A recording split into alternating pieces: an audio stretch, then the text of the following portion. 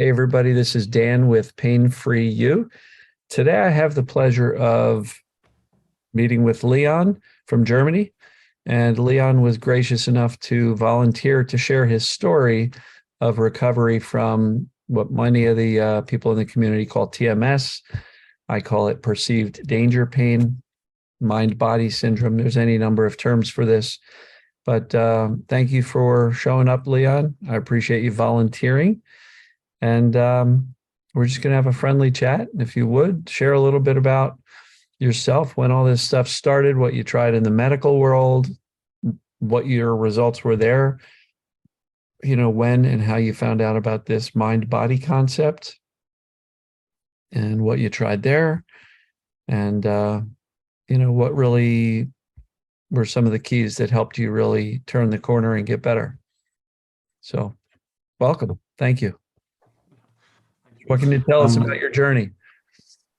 Well, I'm 23 right now. It all started in, I think, late 2020. Then I was about 20 years old. Right now I'm studying biology, and I also studied biology back then. I basically just started it. And my journey was mainly about fatigue. Okay. And in, like I said, in late 2020 it started. It all was very soft, I'd say, at the beginning. I always used to work out, and I noticed like a decline in energy. I was also doing a very strict diet, you could say, for like over a year, where I was in a caloric deficit all the time. Then I had some like stressful time because of moving and so on, and also Corona and so on. So it was like a bit of a stressful time. So that my energy decline probably was like because of that, and it wasn't severe or anything, but I noticed it. And it kept getting a bit worse over, let's say, like 3 months. And I had to slow down my training, which I didn't do like any time since I started, which was like when I was 13. So I had a little bit of experience, you could say. And then I actually had to stop working out, which was pretty bad for me, let's say, because I kind of loved it, or I'm still loving it. And then I said to myself, okay, let's take a break of it, like for 2 months or a month maybe, and then it'll get better. My energy will come back. Right. It didn't. My energy didn't come back. So that was kind of weird for me. I never had something like that. I used to always go to the gym, even though when I was a little bit sick. So I was kind of used of having like long periods at a time where I wasn't like really energetic, but never like this long. So I said to myself, okay, let's take a step back, not work out anymore, because I can't really. So the 3 months got longer. It was a year now where I couldn't really work out. Wow. Then it was like 2021, of course. And I started to like think about, okay, what's wrong with me? Something is wrong with me, definitely. And then I tried the normal medical world, you could say. I had blood tests done, my heart checked, because I thought, okay, I was probably sick, trained, and then I had something with my heart maybe. My heart is perfectly fine, perfectly clear, all the blood work perfectly fine. How severe was the fatigue? Like, was it to the point where you had to rest in bed, or was it you just didn't really have energy to work? It was just kind of this tired feeling. That's how it started, yes. But then that was like almost for 2 years. It slowly got worse and worse and worse, where I had like problems taking a longer walk. So it really declined, but very slowly. But then in the end of last year, it was November, end of November, I had contracted the flu and Corona, so I had these two things going on. And after that, it was really bad. Right. Then I really had become bed bound. Sure. for like, or at least housebound, but also eventually bedbound for like 2 weeks. Yeah, to like, I think February, was it? Early February, when I started to find YouTube videos as well as some other stuff. Yeah. Okay. So you found the videos, and did you connect the dots between all of this fatigue over the years and all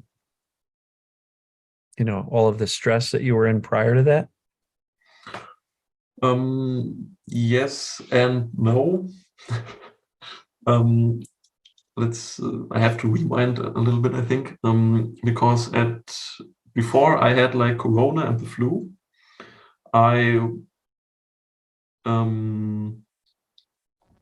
kept looking like into the medical world and so on, and was thinking about, okay, what's wrong with me? Mm-hmm. And I don't know, it was like 3 or 4 times where I went to the doctor because I thought I had skin cancer and I thought I was gonna die. So I had like really an existential crisis, let's say, in my mind all the time. I was worrying really, really, really, really hard. I didn't say that until now, I think. And that was like, I think, a driving power of all of that. Adding to the outside stress that was there for like a year or two. Sure. But I grabbed onto that, I think, to like the inside stress in my head, and kept riding with that, which made it worse. Yeah. So what turned the corner for you? Prior to finding my videos, did you have any idea of this mind-body concept? No, funny enough, the point before I had the flu, where was it before? Yes, it was before. I had met with a friend of mine, and she told me she had like the same symptoms, let's say, because I didn't know what was wrong with me. Right. And then I researched chronic fatigue syndrome, and that again was like, when I read all that, when I read all that negative stuff, which is sadly most of the stuff you find on the internet, is like some blogs where they talk about unhealable and so on. And I read that and I thought to myself, oh, damn, that's me. That's me. And then it again went down. But then I started to also look into like success stories, I'd say, of people getting well with chronic fatigue syndrome. Right. And there is on YouTube, there are a lot of success stories, and I found Daniel van Hoesbroek. I think you had an interview with him, or I know you had an interview with him, or he with you, a podcast on his channel. Right. And I did like the free recovery program of him for like, I don't know, 2 months or so, Okay. which helped me to get like out of this very strong fatigue I had after Corona a little bit.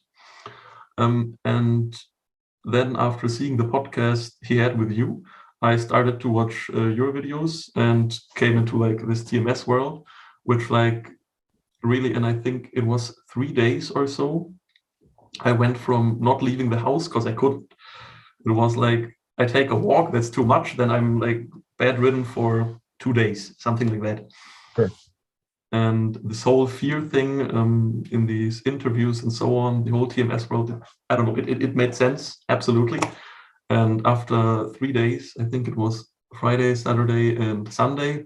On Monday, I went for quite a long walk, like an hour, which I have never done before in like a month. Yeah. Because the last walk I had taken like made me feel really, really bad. And a day after the walk, I actually started to go to the gym again, and it works. Okay. So you were able to take that podcast interview that I was on, along with some of this TMS knowledge that you were gaining through my videos and maybe some other folks online. And you made a decision, right? You made a firm decision to say, I'm going for a walk, right? Because you had enough knowledge to say, I'm okay. You had the medical tests. They can't find anything wrong with you. There's no disease process. There's no illness that they can find. And you connected the dots and said, this is what's going on with me. Yes, exactly. And with Exactly. that decision, you decided, I am not going to be afraid. And what happened? Your brain actually allowed you to take an hour walk and then Yes. the following Monday go to the gym. And did you have any setbacks as a result of returning to activity? No, because I mean, I had tried some of that stuff earlier, of course. Like, okay, I'm fine. I'm just gonna do that and this and that. But then I had setbacks. Um, I just went over this like very briefly, I think. But I had like a book where I made a lot of notes out of these videos and so on. And like, I don't know how to say it. As I didn't have any setbacks, none at all, because I just understood like everything what was going on. So if I okay after the walk I felt like exhausted. Of course, I felt like the fatigue. My eyes went like this, which is always a symptom I had. Kind of funny, Huh? but I was like, okay, it's all right. I'm fine. I don't have to worry about it, and I'm not gonna run away from it. I'm gonna feel it. I laid myself on the couch for like 5 minutes, and that's it. Then I stood up again and did something else. I think I read a book or something like that, which wouldn't be possible before that. And after I had done that, and after I had went to the gym, and I noticed that okay, I don't have a crash as they call it. Yeah. I'm actually fine. So this was again like Or proof. proof, yes, proof in the pudding. Yeah. So if I'm observing how you went about it, it was you gathered the knowledge, you connected the dots and said, this is what's going on with me. You took action and said, all right, I'm not going to be fearful, but I'm going to go for this walk. And when the symptoms showed up, you got the squinty eyes, you felt tired, you did exactly the right response. You said, I'm not going to worry about it. There's nothing bad happening here, which is exactly what I call calm reassurance. It's our ability to reassure ourselves that I'm actually okay. And what happened? 5 minutes later, you got up, you started doing something else. And it was a perfect result because you made the decision that you're okay. You took action.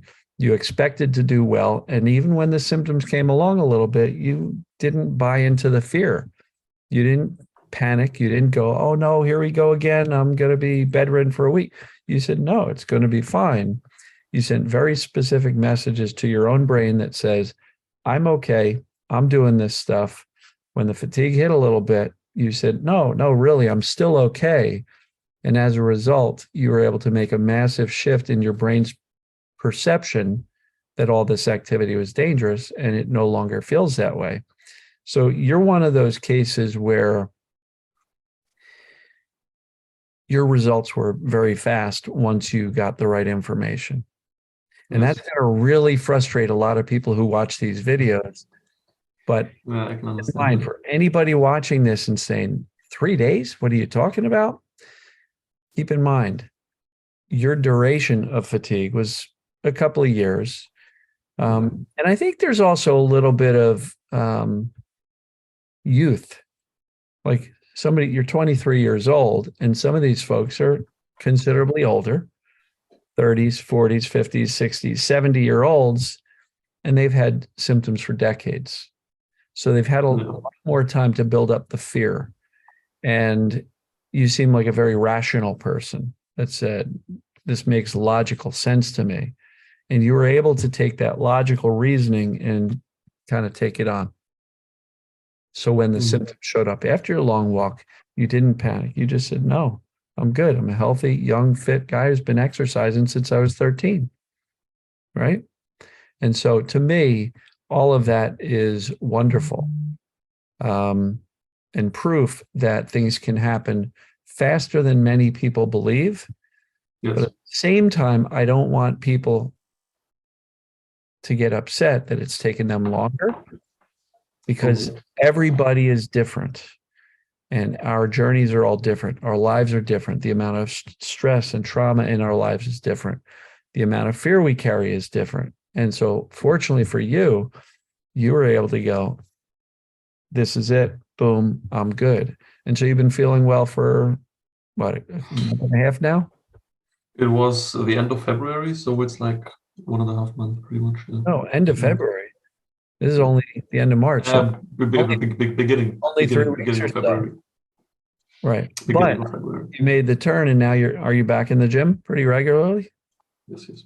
That's So awesome. I gotta say, my energy or the fatigue wasn't like gone in these 3 days, or it wasn't gone when I took a walk or went to the gym. It was still there, and my energy is like it's getting better. And so of course, it was like this somehow, but let's say I was like 50 or 60 or 70% better in like these 3 days or 2 days, but it wasn't like also I can't really explain it. Of course, it made sense in my head. It was logical. You got it.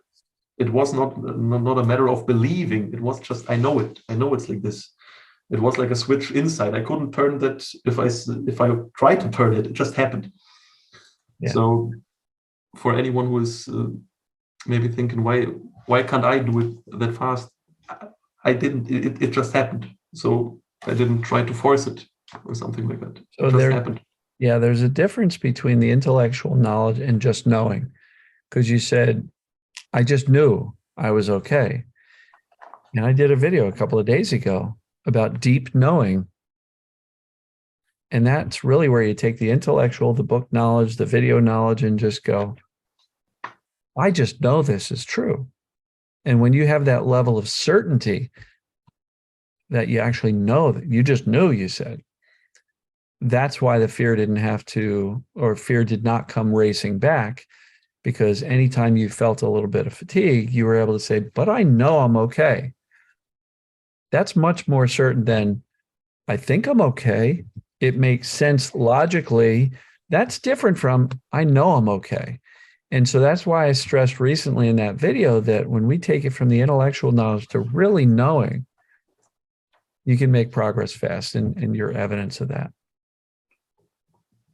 That's beautiful. Anything else you'd like to share?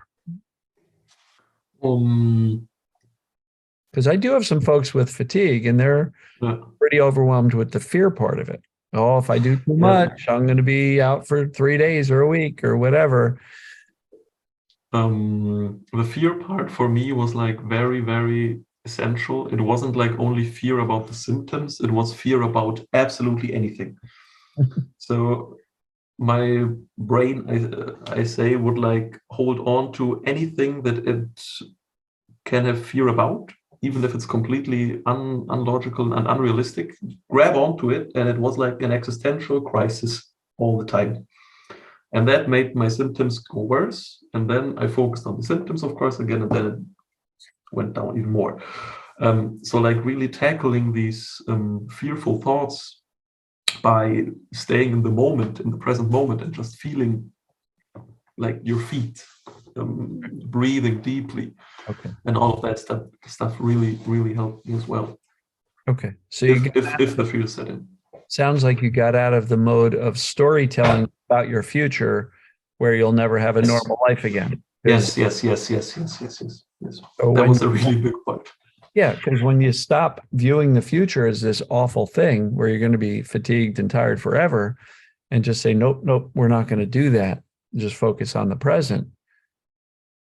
Those future worries don't weigh on you heavily, and your brain and body and nervous system can start to settle down. Yes. One of the things that I want to share here, since it is about fatigue, is I used to joke, and I still believe it's true, that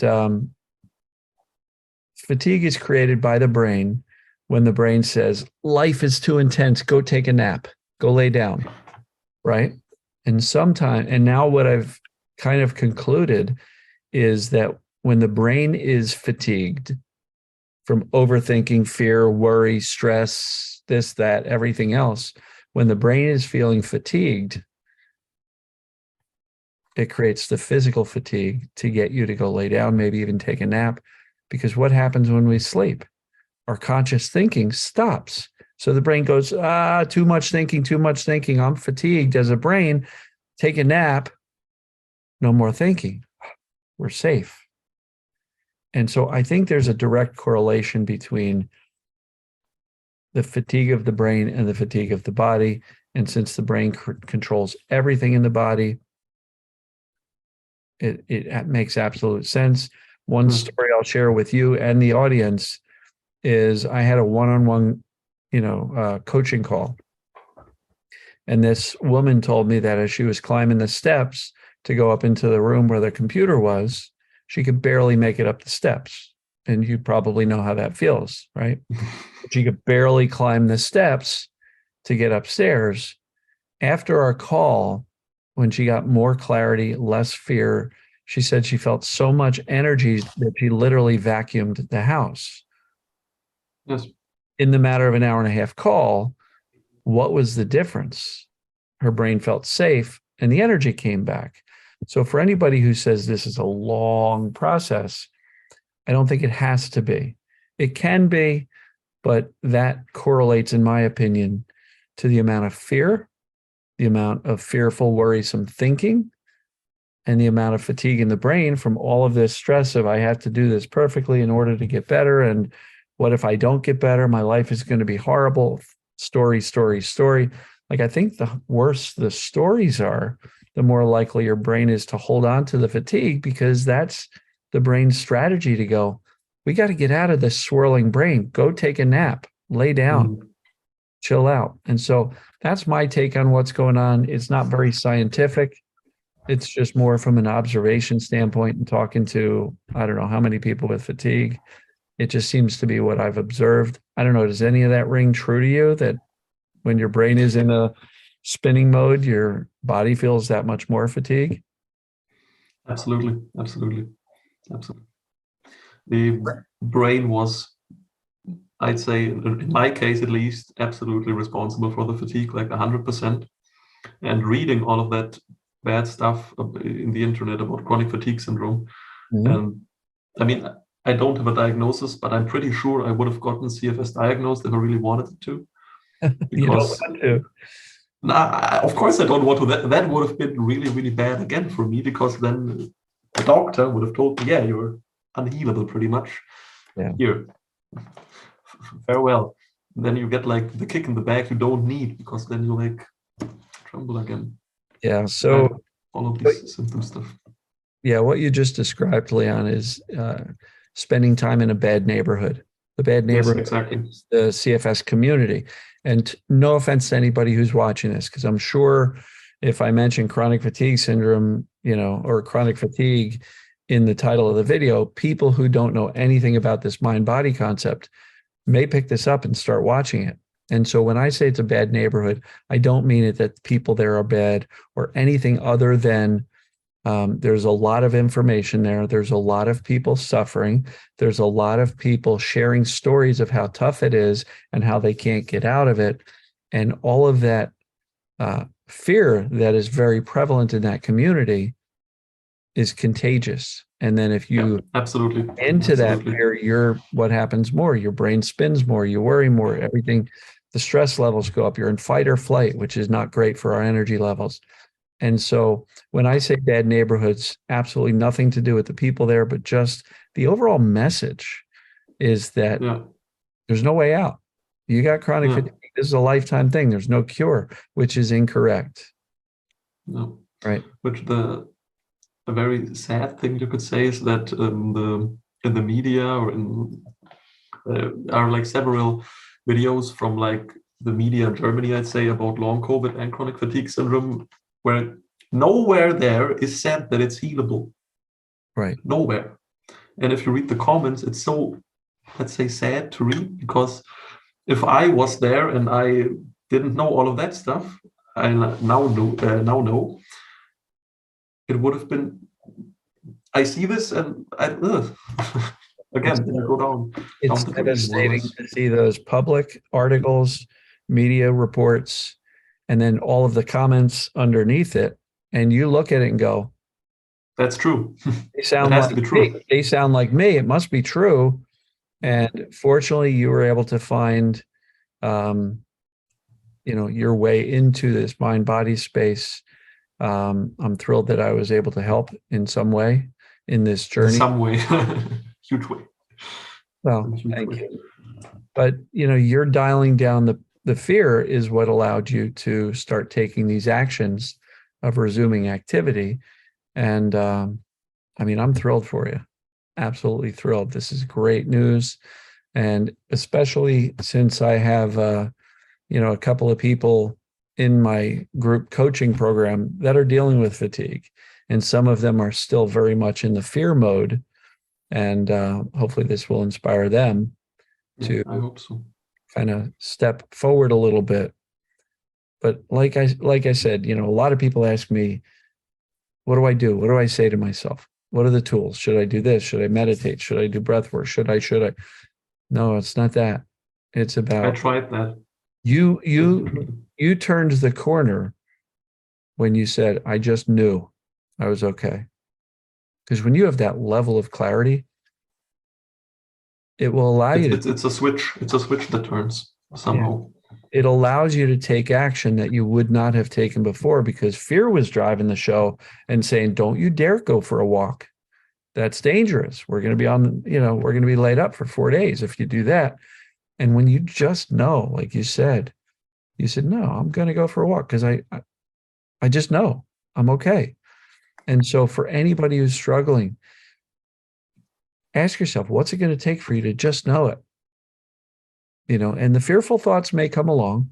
The fearful thoughts may say, but what if? You don't have to buy that. You can just know that you're okay and start to take action. And if symptoms show up, do exactly what Leon did, which was to say, no, I'm actually fine. This is nothing bad happening. You understood it. And that's what I also did to keep me on that track, or because I was doubting it here and then, here and there a little bit, or the fear came back. But then you have so many short videos, let's say about 10-15 minutes. I just watched 2 or 3 of them a day to keep me on the track, which I would advise anyone to do if you struggle with this. Just watch 2 or 3 videos of then a day that fit with your topic of that day, let's say. Yeah. I couldn't sleep for 3 or 4 days, it was. And then my brain, or I started to think, oh no, I can't sleep. If I go into my bed, I'm gonna lay there like this again, and I can't sleep for 3 or 4 hours, which happened. And then it happened. So I looked up in insomnia, some videos where you talked about insomnia, used that, and it worked over a week. Things settle down. Which is really funny because for somebody with chronic fatigue, you would think sleeping wouldn't be a challenge. It is. Right. It's like I have fatigue, it is, but I can't sleep. Well, and that's when you know that the fear is really feeding the process because you're hyper aware of everything and hyper vigilant. And then of course you can't sleep because your body says well, it's an interesting thing because the fatigue says, I need a lot of sleep. I need a lot of sleep. Go to sleep. But then you lay in bed and you go, boy, if I don't sleep, I'm really going to be in even more trouble. And so we put pressure on ourselves, sleep. And that, pressure just says you get in bed and you've got adrenaline and cortisol from the fight or flight. And this fear that, oh, what if I don't sleep? I'm going to really be crashed tomorrow. And it feeds itself. The fear feeds the fatigue, which feeds the need to sleep, which feeds the, what if I don't sleep? And, you get caught up in that loop. So it's a great lesson, Leon, because, I've been doing this in another week or so, I'll be 4 years in a row of daily videos. So I've got a collection of 1,450 something videos on virtually every topic that I can think of. And so, folks, if you want to, go to dansyoutube.com. Easier to search from a desktop or computer than it is on a phone. But if you're on a computer, there's a little magnifying glass that you can actually click on, type a word like insomnia, and find a series of talks about that. And then you can take a thing that you're now concerned with, do a quick search, And now all of a sudden, 3 videos later, you're saying, oh, okay, so here's my strategy. Here's my belief system. Here is a way for me to dial down the fear. So learn how to search YouTube. I should probably create a how to search YouTube video. And write stuff down. Yeah. Every time I watched a video of that, the key elements which resonated very, very well with me, I wrote it down. Good. And then if I had like problems again, I could take up my notes, read it, get into the feeling of it. Okay. And then I could deal with insomnia or stuff like that way, way, way better than without it. Yeah. I mean, there's tools and resources out there, not just mine. There's all sorts of other people that talk about things. So learn how to search YouTube. And if you're on a phone or a tablet, just write out the entire search. Pain-free you channel insomnia. And then YouTube will narrow the search just within my channel, and then the word insomnia in the title, as opposed to just going to YouTube and type in insomnia. You're going to get, 10,000 results from everybody. But if you'd like to hear what I have to say, I'm honored. But either go into the channel on a desktop and use that magnifying glass to type in the one word, insomnia, or whatever you're searching for, or on a phone or tablet, when you click on search, do the whole thing, pain-free you insomnia. And then YouTube will narrow the results for you. So that's important for people to know, because on a phone, even I sometimes can't find my own stuff just because the search is not as, as easy to use. No. And it's important to not like watch any video on insomnia, of course, because the reason, if you have like this TMS stuff because of insomnia, the reason for insomnia, if you have TMS, is not the normal reason you would say for insomnia. Well, normal, I don't know. But the videos from you about insomnia were perfect for me. Cool. And others didn't really help me. Awesome. Is there anything else you'd like to share with anybody watching? Because we got into a lot of discussion about fatigue, anything in general. As you've come through this experience, these lessons that you've learned will benefit you in more ways than just physical symptoms. Taking yourself a little less serious, not being so self-critiquing. No. Not critiquing, at least myself, about anything, everything, about everything all the time. I'm not doing this right. I'm not doing doesn't help. Being present in the moment, like I said earlier. The odd thing is, even though I had like this little energy sometimes in my journey in like December or January, I was pretty happy sometimes. Because this whole fear thing, as soon as I could stop that for a minute or 2 or 10 and just sit in the outside, maybe in our garden, listen to the birds, right. Feel the cold wind, then I was pretty happy. Everything was all right. And that also calmed like the nervous system, which is pretty important. And great. Acceptance. Even if it's hard, even if you're fatigued, just accepting how it is right now, pretty important and help me. It's easy to say that like this short, it's again like a little switch that flips, or at least flipped in my head, but right. Acceptance is really, really important. That's awesome. So listen, that's all I've got for you. I mean, if you've got anything else to add, feel free, but this has been wonderful. You did a great job explaining your journey, your experience, what worked for you, the things that happened. Again, for anybody who's looking at Leon and going, a few days, a few weeks, are you kidding me? I've been at this for a year. Don't dismay, but take the lessons that Leon shared. And one of the big takeaways that I got from you is when it went from the intellectual knowledge to just knowing, that was a turning point for you, and really seemed to allow the shift, because when you just know, the fear is not nearly as big. So awesome. Leon, thank you so much. I really, really appreciate you sharing this. It'll probably take several days to get posted, but keep your eye on YouTube. You'll see it probably early next week. And in the meanwhile, if I can ever do anything for you, hit me up.